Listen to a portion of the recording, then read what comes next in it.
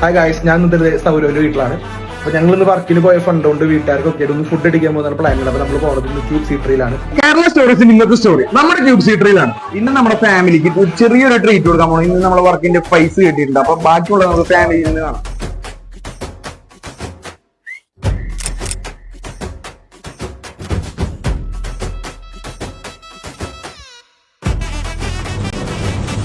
എങ്ങനെയുണ്ട്?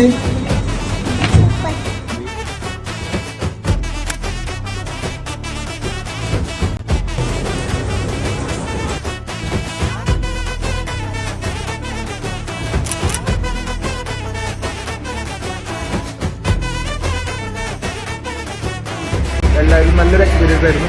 നമ്മുടെ ഫാമിലി എല്ലാവരും നല്ല ഫുഡാന്ന് പറഞ്ഞു. നമുക്ക് എല്ലാവർക്കും വയറും നിറഞ്ഞു, മനസ്സും നിറഞ്ഞു.